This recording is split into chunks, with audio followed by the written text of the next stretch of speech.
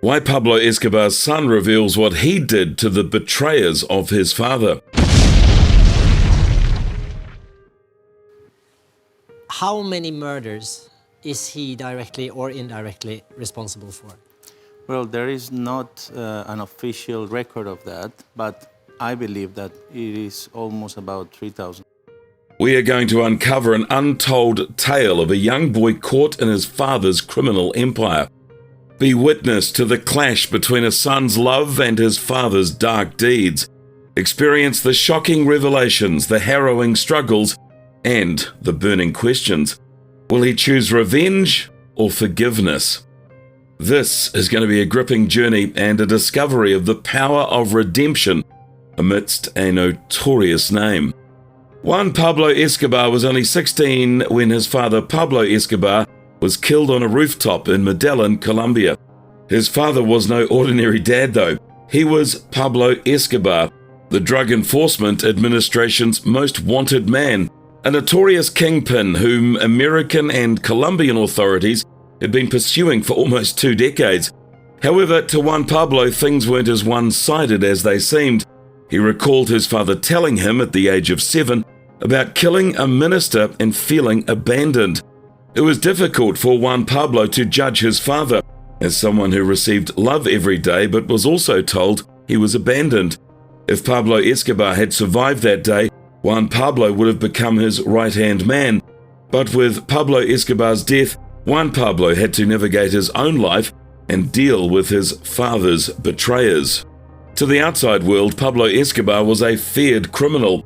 At the height of his career, he made $140 million in cash every day and resorted to violence to eliminate anyone who stood in his way, including their families.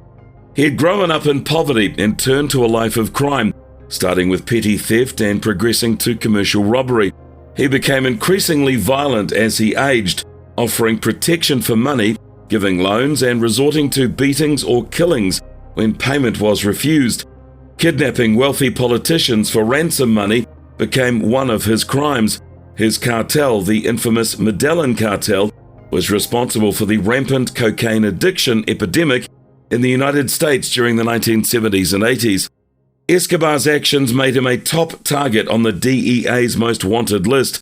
As authorities closed in on him, he grew more paranoid and his reactions became even more violent.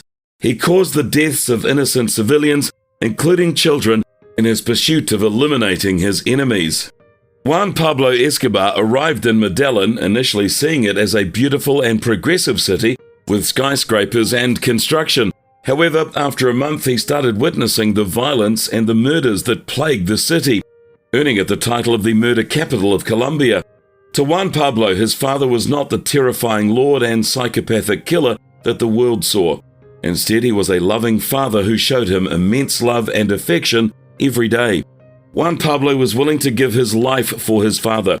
Such was the depth of his love. Growing up, Juan Pablo was shielded from his father's true nature, only discovering the extent of his crimes in his late teenage years. Pablo worked hard to shape his son's perspective and make him see his point of view. Juan Pablo remembered the lavish lifestyle and the expensive gifts, but he didn't fully understand the criminal nature of his father's work. Pablo revealed snippets of his actions, but he always wrapped them in a distorted narrative. Even when Pablo involved his family in escaping after murdering public figures, he presented it as a form of abandonment. As a young child, it was difficult for Juan Pablo to comprehend the gravity of his father's actions. Interestingly, even after growing up and learning the truth about his father's crimes, Juan Pablo didn't harbor any hatred towards him. He never resented his father, not even after being condemned to a life on the run and facing constant threats to his life. The love and expensive gifts his father bestowed on him outweighed his criminal record in Juan Pablo's eyes.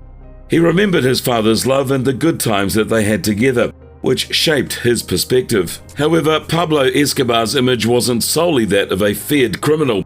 To the poor people of Colombia, he was seen as a hero, a Robin Hood type figure who stole from the rich and gave to the poor. Juan Pablo recalled his father's philanthropic actions, such as building football pitches, restaurants, hospitals, and a whole neighborhood to house the homeless. But Pablo's violent tendencies and the harm that he caused eventually overshadowed any positive perception of him. When Pablo Escobar died, Juan Pablo and his family were faced with a drastic change in their lives. They lost all their assets to rival cartels, and whatever was left was seized by the authorities. They were left poor and homeless and struggled to survive. Their attempts to leave Colombia and seek refuge in another country was met with resistance. They were rejected by airlines and faced difficulty in finding help from any organizations, such as the Vatican and the United Nations. Forced to change their identities, they eventually fled to Argentina, where they lived in poverty for years. Despite the hardships and betrayals, Juan Pablo refused to seek revenge against his father's enemies. He understood that violence only beget more violence, and instead chose the path of peace and seeking forgiveness. He actively worked to seek forgiveness from the families of those affected by Pablo Escobar's crimes. Juan Pablo, now using his real name, spreads awareness about living in his father's shadow and warns against idolizing him. He emphasizes the importance of choosing love over hate and forgiveness over revenge. Despite everything, he is proud of the love that his father showed him and tries to reconcile the conflicting aspects of his father's character. In the end, Juan Pablo Escobar's story serves as a lesson for children of cartel members and kingpins. They do not have to follow in their parents' footsteps and can choose a very different path based on love, forgiveness, and peace.